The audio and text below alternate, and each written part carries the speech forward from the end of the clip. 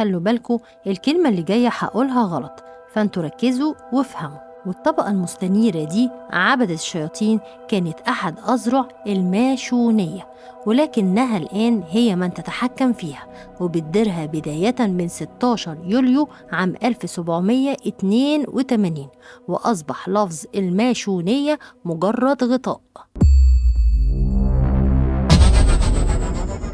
العقد مع الشيطان هو اتفاق مكتوب بين إنسان بشري وشيطان، بيتعهد فيه الإنسان ببيع روحه للشيطان، فيتملك الشيطان روحه وجسده وعقله في مقابل خدمات معينة بيقدمها له، زي الشباب، المعرفة، الثروة، الشهرة، السلطة. وده معناه إن الإنسان كفر وبيعترف إن الشيطان أصبح سيده ومالكه، ولكن النتيجة بتكون اللعنة الأبدية اللي بتصاحب الإنسان في جهنم وبئس المصير. ولكن الإنسان بيصدق إن بكتابة العقد مش هيموت ولا يتحاسب. والعقد فيه منه نوعين: النوع الأول الاتفاق المكتوب، بيكون بدم الإنسان أو الحيوان أو بقلم أحمر على جلد كائن حي. والنوع التاني العقد الشفوي، بيكون عن طريق لمس الشيطان للإنسان في مكان معين من جسمه، دليل على إتمام الصفقة، وبتسيب علامة لا تمحى أبدا. ومكان العلامة بيتحول للون غامق عديم الإحساس، فلا يشعر بأي ألم فيه. وفي الحالتين لازم استحضار الشيطان عن طريق طقوس معينة وصلوات تعويذية في شهر محدد ويوم محدد في الأسبوع وساعة معينة وشيطان معين مختص بتنفيذ كل وظيفة. وكل ده مذكور في علم الشياطين، وهو العلم اللي بيدرس عالم الشياطين والجان. كتير من الناس بتكذب الكلام ده وبتنكر حقيقة وجود الجن والشياطين، وده هدفهم بالظبط، علشان يكون من السهل خداع البشر والوقوع في المعاصي والذنوب. التاريخ مليان حوادث حقيقية مع بشر كتبوا عقود مع الشياطين.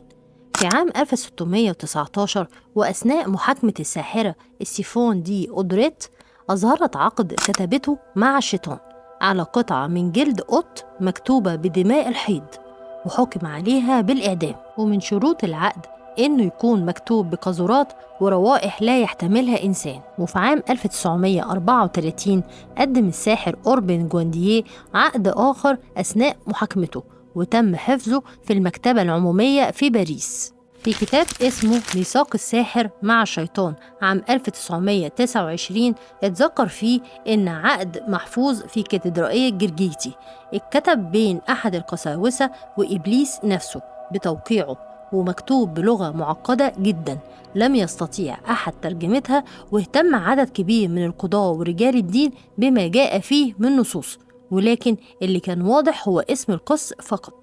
وعقد آخر محفوظ في مكتبة أوبسالا بالسويد كتبه الساحر دانيال أستاذ اللغة العبرية. وفي عام 1935 حصلت قصة غريبة جدا لشاب ألماني خطب فتاة وكان يائس ومحطم جدا بسبب فقره وعدم وجود المال اللازم لشراء مسكن للزواج. نصحه واحد من أصدقائه باستحضار لوسيفر أو الشيطان وكتابة عقد معاه، والشاب نفذ نصيحة صاحبه وكتب تعهد ببيع روحه مقابل 500 مارك، وبعدين طفى النور ونادى باسم لوسيفر 3 مرات. وده بيبين قد إيه الاستهتار والعبث. اتحولت بعدها حياته لجحيم، ما قدرش ينام وشاف عينين حمرة مخيفة في الضلمة، ولما فتح النور لقى المبلغ اللي طلبه، ولكن العقد اختفى، وبدل منه لقى ورقة مكتوب عليها انتظرني غدا في منتصف الليل عند مدخل القرية. وفي الميعاد المحدد لقى نفسه عند مدخل القرية غصب عنه، لأنه ما كانش عايز يروح أصلا، وشاف مخلوق نص إنسان ونص حيوان، فأطلق النار عليه من مسدسه وهرب، وعاش حياته في رعب وقلق لدرجة إنه تحول من شاب لإنسان عجوز يبان إن عنده 80 سنة. والقصة دي من ضمن الاعترافات اللي بتتم في الكنائس اعترف بيها شاب على أمل النجاة والمغفرة. في الموسوعة العالمية للسحر غالبا السحرة بيلتزموا بعقود مع الشياطين بيحتفظوا بيها في مقابل تقديم خدمات، ولأن مفيش حاجة مجانا فلازم يلتزم الساحر بتقديم الأضاحي البريئة والقيام بالممارسات اللا أخلاقية وإنكار كل الشرائع أو الدين لإثبات ولائهم. وبيكون ليهم حفل التعميد كسحرة بتتم بعد استحضار الكائن الشيطاني الرجيم في مكان زي غابة مخيفة أو صحراء أو مغارة، مع المناجاة والنداء والرقص، فيتجسد في شكل مخيف جدا، نص إنسان ونص حيوان، فيقبلون حوافره القذرة ويسجدون له وحاجات تانية ما ينفعش إن أنا أقولها بالتفصيل. وبعد ما السحرة يقدموا العقود المكتوبة بدم الأضاحي البشرية للشيطان، بيقوم بالبصق على أي مكان من جسم الساحر، وتصبح علامة ظاهرة دائمة لا تمحى اسمها الدمغة الإبليسية. والعلامة دي كانت موجودة في ظهر الساحرة آن بولين زوجة الملك هنري الثامن بعد إعدامها، وكانت من أشهر الساحرات اللي اتكلم عنها التاريخ البريطاني، وكانت بتستخدم نوع معين من السم عشان تتخلص من أعدائها ملوش أي أعراض مرضية بمساعدة الشياطين. في العصر الحديث ومع نشأة الولايات المتحدة الأمريكية في عام 1776، آدم وايز هاوبت أستاذ القانون في الكنيسة الكاثوليكية في بافاريا بألمانيا أنشأ نظام المستنيرين حاملي شعلة لوسيفر، وطبعا ليهم اسم تاني معروف جدا جاي من كلمة النور نسبة إلى إله النور لوسيفر، وهنسميهم الطبقة المستنيرة. بيؤمنوا إن أي شخص يقدر يحصل على قوة عظيمة بمساعدة الشياطين، وأنشئت بدعم مادي من أسرة روتشيلد بهدف إنشاء حكومة واحدة تشمل العالم كله، وإلغاء الديانات وهدم نظام الأسرة أو العائلة، عبادة واحدة، إله واحد، عملة واحدة، وتقليل أعداد البشر ليكون من السهل التحكم فيهم. خلوا بالكم الكلمة اللي جاية هقولها غلط، فانتوا ركزوا وافهموا. والطبقة المستنيرة دي عبدة الشياطين كانت أحد أذرع الماشونية، ولكنها الآن هي من تتحكم فيها وبتديرها بداية من 16 يوليو عام 1782، وأصبح لفظ الماشونية مجرد غطاء. ركزوا بقى في الكلام ده لأنكم مش هتسمعوه في أي حتة تانية، وياريت انزلوا اعملوا لايك واكتبوا لي رأيكم في التعليقات. في كتاب اسمه من حورية الشيطان إلى عروس المسيح الصادر عام 1987، فتاة جميلة اسمها كلوتيلد بيرسون عمرها 17 سنة، طالبة وبتتحدث 6 لغات، والدها كان ماشوني وخسر في لعبة القمار مبلغ كبير جدا من الدولارات، فاضطر يبيع بنته لمحفل الطبقة المستنيرة في اسطنبول مقابل سداد ديونه. وكان المحفل متصل ب6 محافل أخرى حول العالم.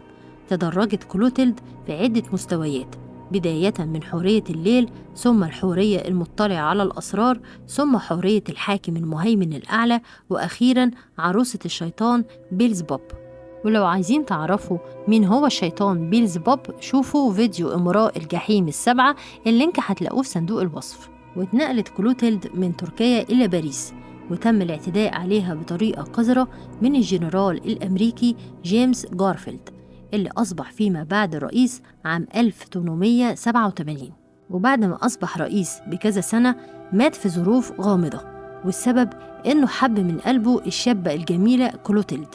عايزة أقول لكم إن الإنسان لما بيبيع نفسه للشيطان لازم يتخلى عن أي مشاعر إنسانية ويتحلى بجميع الغرائز والصفات البشعة المقرفة.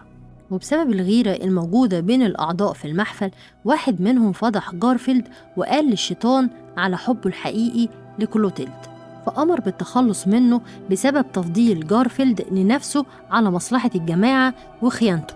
وكتبت كلوتيلد في مذكراتها إن الشيطان قال: لا يمكنني احتمال الجنس البشري، حتى الأعضاء تتكشف فيهم حقارة الشخصية الإنسانية وعواطفهم الوقحة، فهذه الكائنات لا تعرف الإخلاص.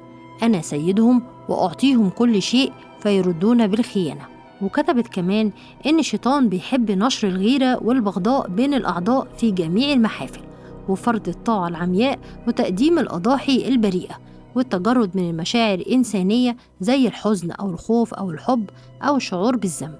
وبسبب مشاعر الكراهية اللي ما قدرتش تداريها عن الشيطان، اتخلى عنها وانقلب عليها الأعضاء، وأقاموا لها محاكمة وقرروا نفيها إلى أحد بيوت الدعارة. بعدها هربت لدير منعزل في باريس، وأصبحت الأخت ماري إيميلي.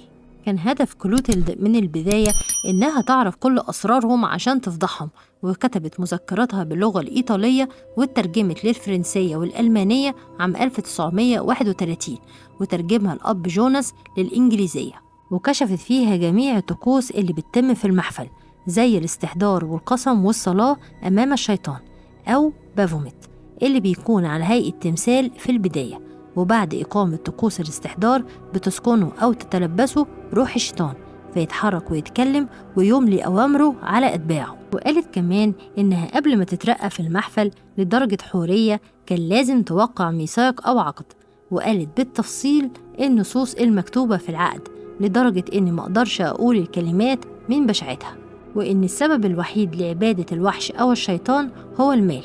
المخطوطة الأصلية والمكتوبة بخط إيدها عام 1885 محفوظة في الأرشيف الكاثوليكي في فرنسا. لو عجبتكم الحلقة شاركوها مع أصدقائكم، وشرفونا بالاشتراك في القناة والضغط على زر الإعجاب، وشاركونا آرائكم في التعليقات.